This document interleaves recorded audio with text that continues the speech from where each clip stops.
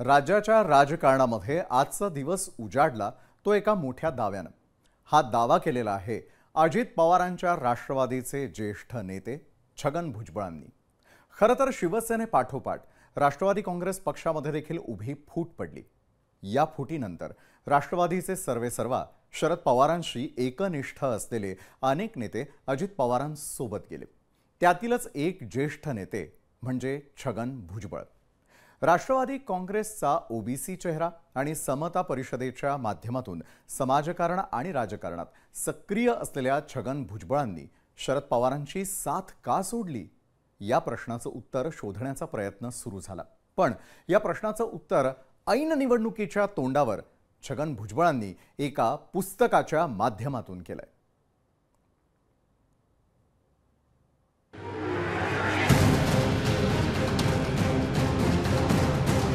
पक्ष सोडून गेले ते ईडी पासून बचाव करण्यासाठी।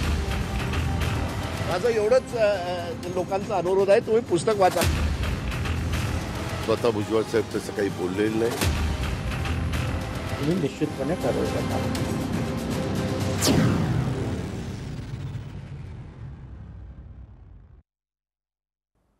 तर एका बाजूला ईडीची भीती आणि त्या संदर्भात होणारे दावे प्रतिदावे अशा अनेक घटना घडत असल्याचं आपण सगळ्यांनी पाहिलं। मात्र त्याही पुढे जाऊन काही महत्त्वाच्या घडामोडी आहेत ते देखील पाहणं महत्त्वाचं आहे आणि त्यासाठीच ईडी पासून सुटका व्हावी यासाठी आपण भाजप सोबत गेलो असा दावा छगन भुजबळ यांनी केला। आणि त्यानंतर राज्याच्या राजकारणामध्ये तपास यंत्रणा आणि त्यांचा गैरवापर या चर्चांना देखील उधाण आलेलं आहे। बरं, त्याला कारण ठरलं ते एक पुस्तक 2024 the election that surprise India. ज्येष्ठ पत्रकार राजदीप सरदेसाई यांनी लिहिलेल्या याच पुस्तकातील छगन भुजबळांचा हा दावा वाचल्यावर अनेकांच्या भुवया उंचावल्या नसत्या तर नवलच।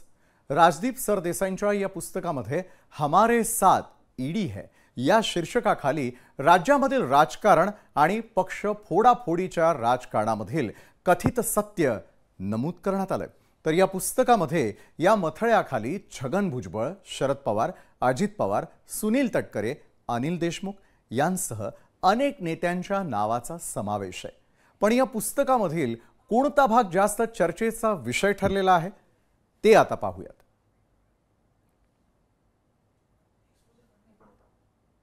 तर या पुस्तकामधील नेमका कुठला भाग हा अतिशय चर्चेचा ठरला?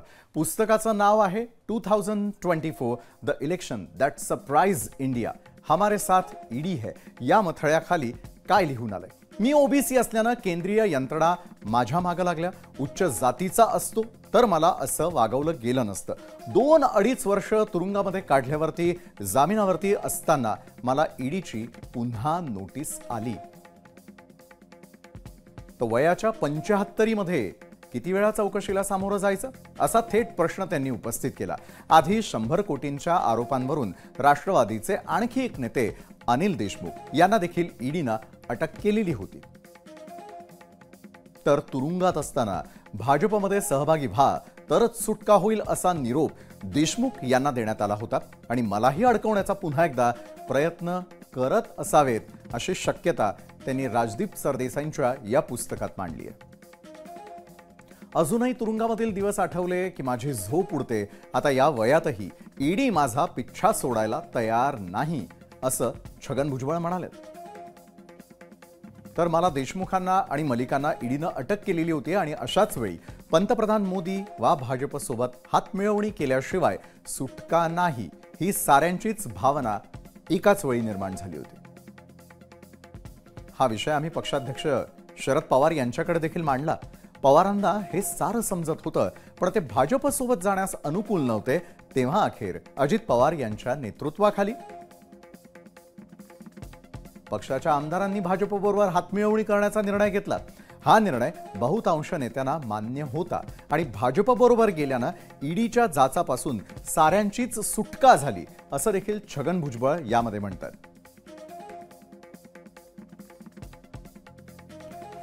तर हमारे साथ ईडी है या पुस्तकातील या मथळ्यानं पुस्तकाबाबत उत्सुकता वाढली असली तरी देखील छगन भुजबळांच्या मागे ईडी का लागली, त्याची नेमकी काय कारण आहेत, कशा प्रकारे चौकशी करण्यात आली, हे नेमकं प्रकरण काय आहे या सर्व प्रश्नांची उत्तरं शोधत असताना सुई केवळ एका मुद्द्यावरती येऊन थांबते आणि तो मुद्दा म्हणजे महाराष्ट्र सदन घोटाळा.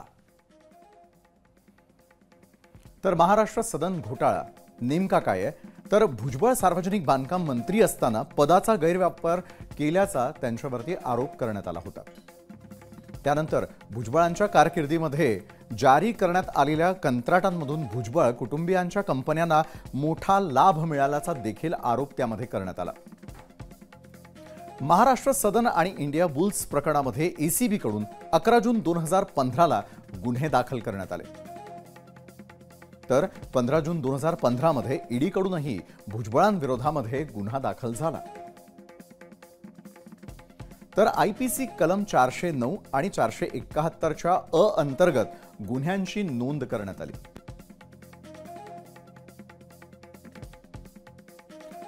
तर छगन भुजबळ यांच्यावरती नेमके कुठल्या प्रकारचे कलम लावण्यात आलेले होते, त्याचा अर्थ नेमका काय ते देखील जाणून घेण्याचा आपण प्रयत्न करूयात. तर कोणत्या कलमांअंतर्गत गुन्हा दाखल करण्यात आला? तर 409 कलम, लोकसेवक असूनही सरकारी मालमत्तेचं नुकसान केल्याचा आरोप, त्या अंतर्गत हा गुन्हा दाखल झाला. त्यानंतर 471चं कलम अ मध्ये म्हटलं गेलंय बोगस कागदपत्र तयार करण्यात आली. तर कोणत्या कलमांअंतर्गत हा गुन्हा दाखल करण्यात आलेला आहे ते आपण जाणून घेतलेलं आहे. तर राष्ट्रवादीचे ज्येष्ठ नेते छगन भुजबळ यांच्या याच दाव्यावरती मात्र राज्याच्या राजकारणातील दिग्गजांनी काय प्रतिक्रिया दिलेल्या आहेत ते पाहण्याची ही वेळ आहे.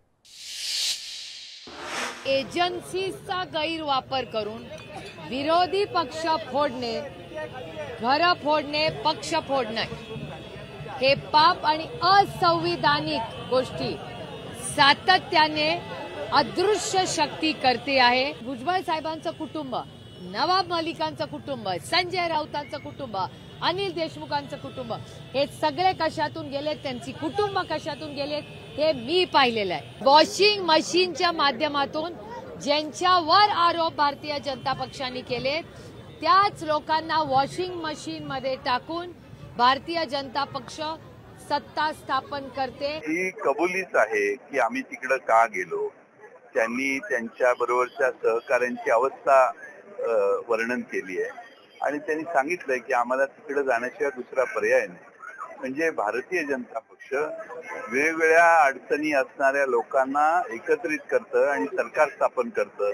महाराष्ट्राला हे मान्य होणार नाही. ईडी सीबीआयमुळे ते तिकडे गेले त्यांनी कबूल केलेलं आहे का या माध्यमातून? नाही का, ते मुलाखतीतच सांगितलंय की परिस्थितीच अशी निर्माण झाली. एकनाथ शिंदेसह सगळे, अजित पवारांपासून सगळे हे पक्ष सोडून गेले ते ईडी पासून बचाव करण्यासाठी, स्वतःचं कातडी वाचवण्यासाठी, स्वतःच्या प्रॉपर्टीज वाचवण्यासाठी. काही कमजोर हृदयाचे माणसं असतात, शरीर वाघाचं आणि काळी धुंदराचं, बरं का, तर ते ररकाळ्या फोडत असतात खूप एरवी, पण त्यांचं काळीचे उंदराचंच होतं हे आम्ही नंतर पाहिलं. दादा, भुजबळांचं पुस्तक जे आहे त्या संदर्भात मोठे खुलासे करण्यात आले. बरोबर आहे, भुजबळांनी सत्य कबूल केलं, त्यांचा आभार. दादा, भुजबळांचं पुस्तक जे आहे त्या संदर्भात मोठे खुलासे करण्यात आले. बरोबर आहे, भुजबळांनी सत्य कबूल केलं, त्यांचा आभार.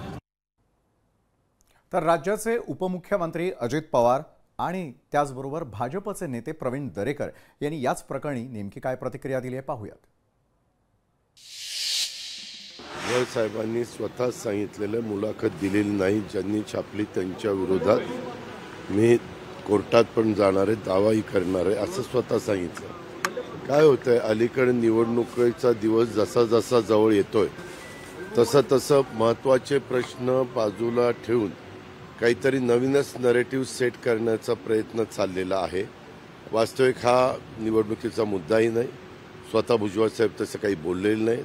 आज एक ते जबाबदार नेते, त्यांनी ताबडतोब डिनाय केलंय आणि ताबडतोब पुढची ऍक्शन घ्यायचं ठरवलेलं आहे. आता ईडीच्या संदर्भात त्या ठिकाणी भुजबळ साहेबांनी स्पष्टीकरण दिलंय ना की हा दावा खोटा आहे, मी नंतर या ठिकाणी त्यांच्यावर कारवाई करणार आहे, त्यांच्यावर दावा ठोकणार आहे. याचा अर्थ तो विषय संपलेला आहे. परंतु ईडी सीबीआय हे पुन्हा शिळ्या कडीला ऊत आणून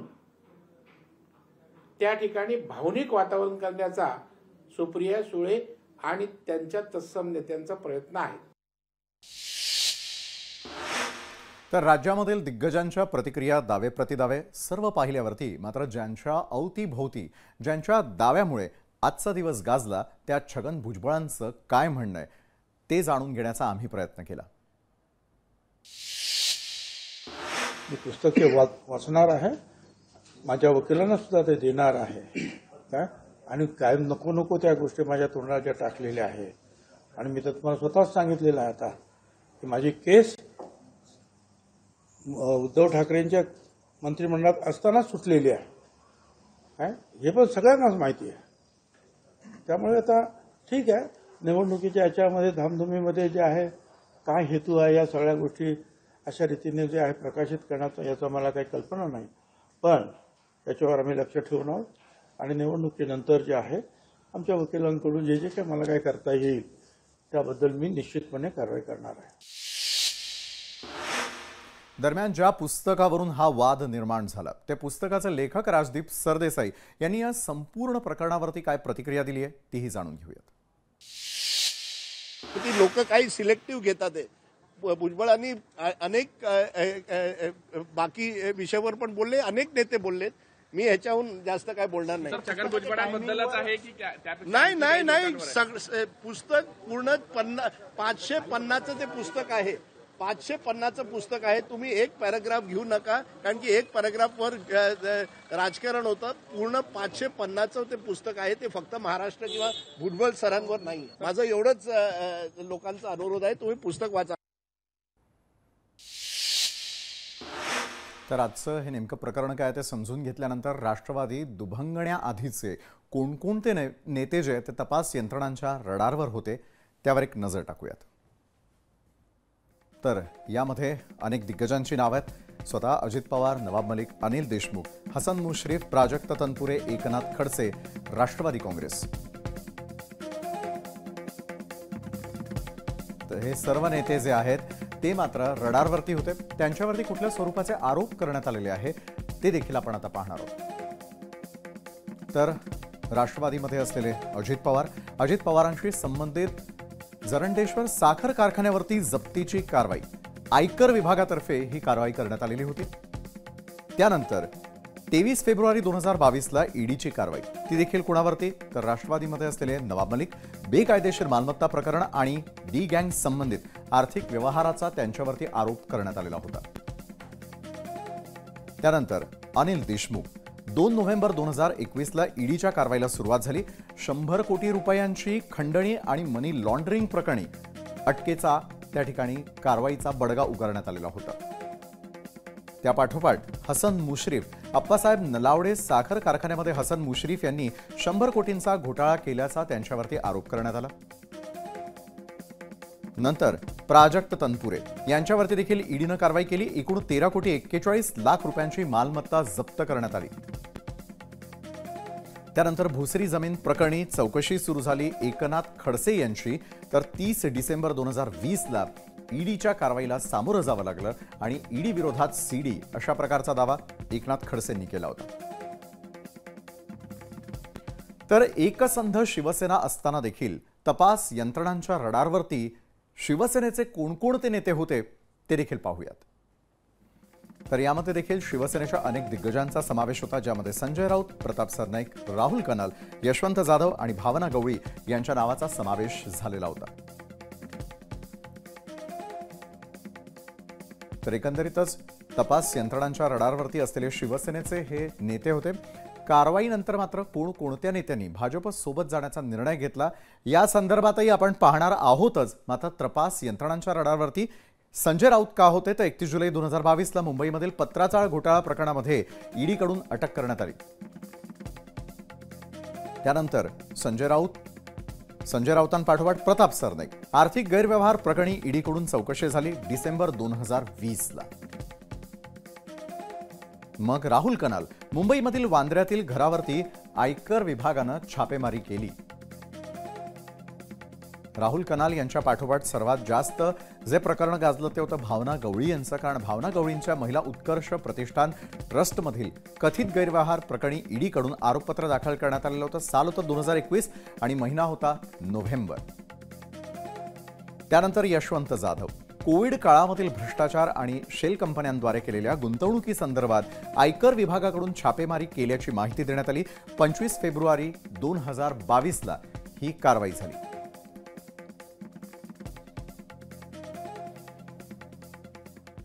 तर एकंदरीतच एकसंध शिवसेनेपाठोपाठ आता कारवाईनंतर मात्र कोणकोणत्या नेत्यांनी भाजप सोबत जाण्याचा निर्णय घेतला त्यावर एक नजर।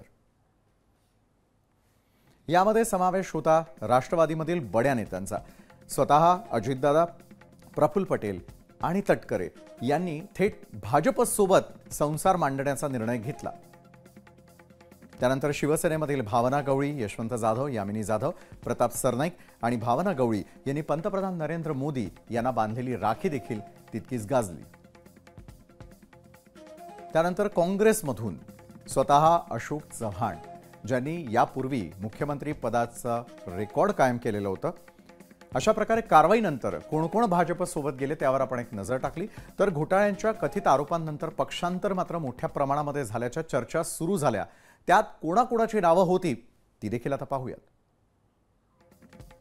यामध्ये समावेश होता नारायण राणेंचा, प्रवीण दरेकरांचा, विजयकुमार गावित, बबनराव पाचपुते, विजयसिंग मोहिते पाटील, अशोक चव्हाण यांच्या नावाची चर्चा सुरू झाली। कारण घोटाळ्याचे आरोप आणि त्यानंतर पक्षांतर महाराष्ट्राच्या राजकारणात घडू लागलं आणि त्याच्या चर्चा झडायला सुरुवात झाली। ही नावं होती त्यावेळेला अग्रस्थानी। तर याच राजकीय पक्षांतर नव्हे तर भाजपमधील नेत्यांमागही या तपास यंत्रणांचा ससेमिरा लागलेला होता, हे देखील विसरून चालणार नाही। भाजपच्या कोणत्या नेत्यांमागं हा ससेमिरा लागला होता त्यावर एक नजर। तर भाजपमधील नेत्यांवरही तपास यंत्रणांनी कारवाई केली। यामध्ये सगळ्यात पहिलं नाव होतं ते सध्याचे राज्याचे उपमुख्यमंत्री देवेंद्र फडणवीस यांचं। गोपनीय माहिती उघड केल्या प्रकरणामध्ये मुंबई पोलिसांनी 13 मार्चला फडणवीस यांचा जबाब नोंदवला होता। मग ऊर्जा मंत्री असताना काम, खर्च, कंत्राट, निविदा प्रक्रियांमध्ये घोटाळ्याची शंका उपस्थित झाली चंद्रशेखर बावनकुळे यांच्यावर। मग गिरीश महाजन, जळगावची नूतन मराठा विद्या प्रसारक संस्था हडप करण्यासाठी साथ दिल्याच्या आरोपाखाली गुन्हा दाखल करण्यात आला। मग प्रवीण दरेकर, मुंबई जिल्हा सहकारी बँक घोटाळ्याचे आरोप त्यांच्यावर करण्यात आलेले होते। तर एकंदरीतच काय तर आरोपांची राळ, त्यात निवडणुकीचा काळ आणि त्यामुळे होणाऱ्या प्रत्येक दाव्यांमुळे राजकीय वातावरण तापणार हे सर्व श्रुत होतं। पण या राजकीय आरोप प्रत्यारोपांवरती मतदारांची नजर आहे याचा या राजकीय नेते मंडळींनी विचार करावा एवढं खरं। कारण ये पब्लिक है, ये सब जानती है। लोकशाही मराठी ऐका, पहा, जागरूक रहा।